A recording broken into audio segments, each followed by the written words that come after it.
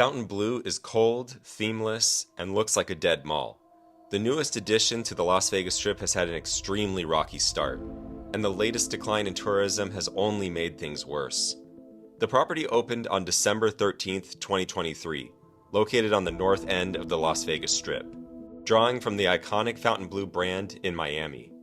The resort includes 3,644 rooms, 36 restaurants and bars, a 173,000 square foot casino, high-end retail along a grand promenade, and key venues like the Blue Live Theater for concerts and the Live nightclub and day club.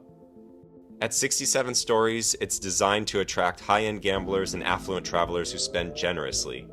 However, less than 2 years in, Fontainebleau is confronting significant financial, operational, and regulatory pressures. These issues are amplified by a broader slowdown in Las Vegas tourism, which has made it particularly difficult for a newcomer to gain traction. Let's begin with the financial challenges.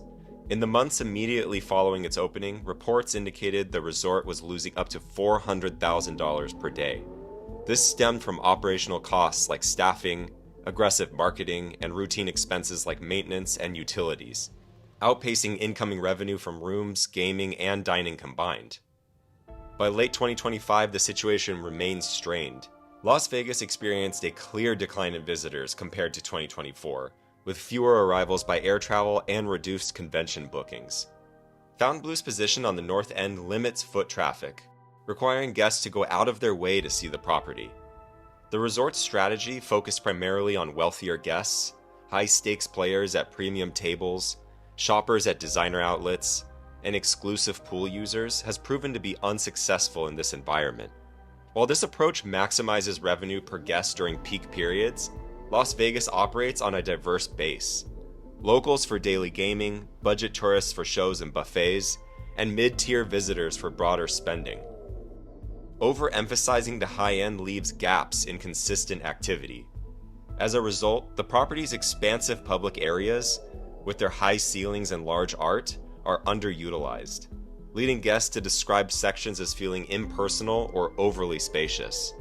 Not all 36 restaurants operate at full capacity. Retail zones see little traffic, and the gaming floors look empty. These revenue shortfalls intensify the pressure from the property's $3.7 billion construction cost and ongoing fixed expenses, including loan interest. What's interesting is despite these pressures, the company recently acquired the adjacent 2.2-acre lot for $112.5 million, suggesting potential plans for future growth, like additional towers or facilities. Looking at their operations and personnel, staffing has been shaky since launch. In May of this year, the resort laid off 60 table game dealers as part of efforts to control labor costs and improve financial stability. While these measures helped provide short-term relief, they also impacted service. Leadership stability has also been an issue. There were major departures, including the CFO, CTO, COO, and Director of Beverage Development. Adding to all of this is an ongoing federal investigation into compliance with anti-money laundering regulations. Documents from the Nevada Gaming Control Board allege that the resort issued casino credit to patrons without completing mandatory verification processes to detect illicit activity. Nevada's gaming regulators are investigating alleged money laundering. Officials say the resort may be issuing credit without necessary approvals, a violation of state anti-money laundering laws. Fontainebleau president Maurice Wooden says any possible violations happened before he took over last year. Commissioners voting in favor of a 2-year limited license for Wooden just the same to allow the investigative and audit processes to play out. The investigation is still ongoing and could result in penalties or operational changes. Guest satisfaction is high, with a 4 out of 5 star rating on TripAdvisor, ranking 30th among 252 Las Vegas hotels. Although that looks high on paper, it is way too low considering this is a new top-tier hotel. Noon Wynn Las Vegas has filed a lawsuit against the Fontainebleau. The lawsuit alleges the Fontainebleau patching its employees. The lawsuit is asking for a restraining order and damages even. In a statement, the Wynn says that clearly we want all operators in Las Vegas to be successful. It's good for the city in which we all live. We just want them to happen without interference in the contractual agreements that our employees have negotiated with us. Another big problem with Fontainebleau is that it's trying to compete in the luxury hotel category. It's sleek, modern, and brand new. But when you look at where it's located, the competition is brutal. It sits right next to Resorts World, Encore, and Wynn. 3 properties that already define what true Las Vegas luxury looks like. Wynn and Encore especially have had years to perfect their service, their restaurants, and that old school Vegas prestige that keeps wealthy guests coming back. And for a hotel charging premium prices, that's a tough spot to be in.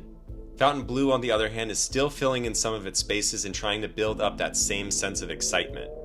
Shortly after Fontainebleau opened, it ran into a PR fiasco. A photo went viral of a plate of nachos from The Tavern, their sportsbook bar on property, that consisted of 6 tortilla chips, a few toppings, and several small condiment cups, all for $24. The incident exploded on social media, hurting Fontainebleau's reputation.